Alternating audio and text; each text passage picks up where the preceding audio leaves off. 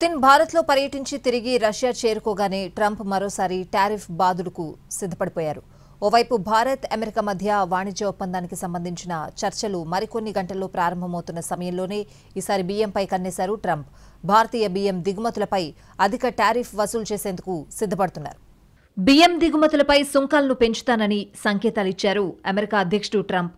వ్యవసాయ దిగుమతులపై కొత్త పన్ను విధానాన్ని అమలు చేయనున్నట్లు స్పష్టం చేశారు. భారత్ బియ్యంతో పాటు కెనడా నుంచి దిగుమతవుతున్న ఫెర్టిలైజర్లపైన కొత్త సుంకాలు విధించనున్నట్లు తెలిపారు. అమెరికా రైతు ప్రతినిధులతో వైట్ హౌస్లో సమావేశమైన తర్వాత ట్రంప్ ఈ వ్యాఖ్యలు చేశారు. స్వదేశీ రైతులకు $12 బిలియన్ల బెయిలౌట్ ప్యాకేజ్ ప్రకటించారాయన. భారత్తో పాటు పలు ఏషియా దేశాల నుంచి అమెరికా భారీగా బియ్యం దిగుమతి చేసుకుంటోంది.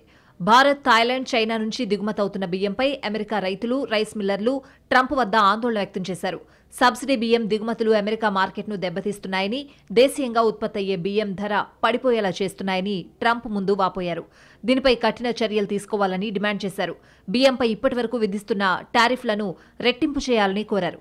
వివిధ దేశాల నుంచి బియ్యం దిగుమతులను నియంత్రించాలని రైతు ప్రతినిధులు ట్రంప్ను కోరారు.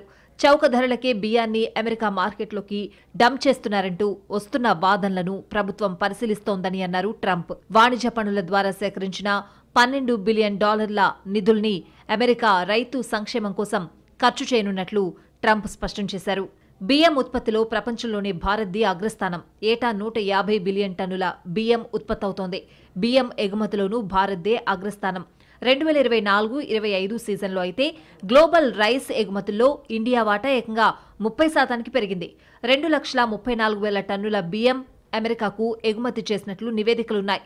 మన దేశంలో పండే సోనా మసూరికి అమెరికాతో పాటు ఆస్ట్రేలియాలో ఫుల్ డిమాండ్ ఉంది.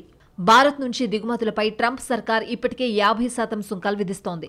ఇది మరింతగా పెంచితే అమెరికాకు మన దేశం నుంచి బియ్యం ఎగుమతులు తగ్గే ప్రమాదముంది. ఆ ప్రభావం మన రైతాంగంపై ఎక్కువగానే ఉంటుంది.